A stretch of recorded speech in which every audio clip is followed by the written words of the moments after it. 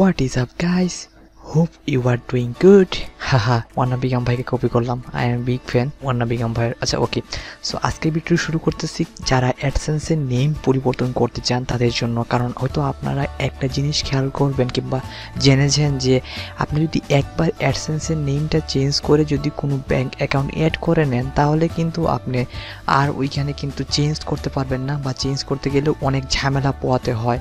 So এবং যারা NID দিয়ে অ্যাপ্রুভ করেন, লাইক যাদের মনে করেন অ্যাডসেন্সে পিং আসে না, তারা যদি এনআইডি কার্ড দিয়ে যদি অ্যাপ্রুভ করতে চান তাহলে কিন্তু একটা ঝামেলা পোহাতে হয় যে আপনার দেখা গেল যে কোনো একটা নাম দিয়ে দিলেন। কারণ অ্যাডসেন্স করার সময় হয়তো সবার মাথায় একটা জিনিস খেয়াল থাকে না যে অনেক কিছু ডকুমেন্ট রিকোয়ারমেন্ট থাকে আপনার অ্যাডসেন্সকে ভেরিফাই করার জন্য, কিন্তু আমরা যে যার মতন একটা ইচ্ছা করে নাম দিয়ে দিই।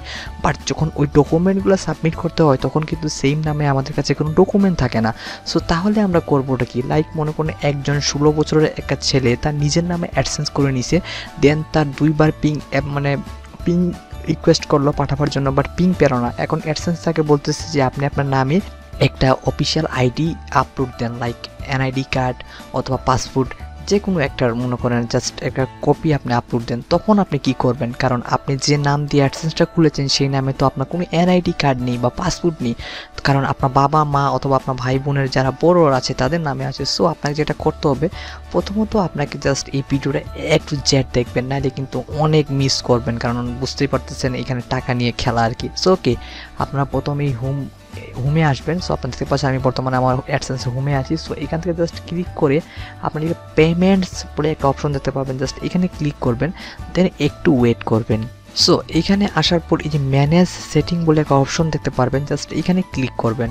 দেন এই যে গাইস আপনারা এখানে দেখতে পাচ্ছেন নেম অ্যান্ড অ্যাড্রেস। সো আপনারা চাইলে এইখানে জাস্ট আপনার যে নামে আপনার ভোটার আইডিটা আপলোড করতে চান সেই নামটা এখানে দিয়ে এডিট করে নেবেন, ঠিক আছে? এডিট করে নিচে সেভ অপশন আসবে, জাস্ট ওইখানে ক্লিক করে দিবেন।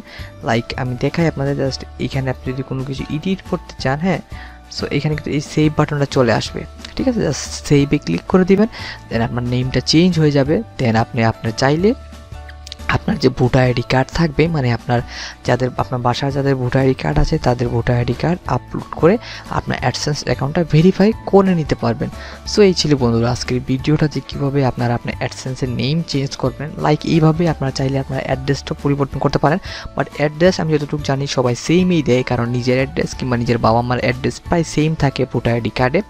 সো এই ছিল আজকের ভিডিওটি। আশা করি ভিডিওটি আপনাদের অনেক উপকার এসেছে, এবং যদি ভিডিওটি ভালো লাগে তাহলে অবশ্যই একটা লাইক করে কমেন্ট করবেন এবং চ্যানেলটা সাবস্ক্রাইব করবেন। সো আজ পর্যন্তই, দেখা হবে পরবর্তী এই টাইপের কোনো ভিডিওতে। ততক্ষণ ভালো থাকবেন, সুস্থ থাকবেন, গুড বাই।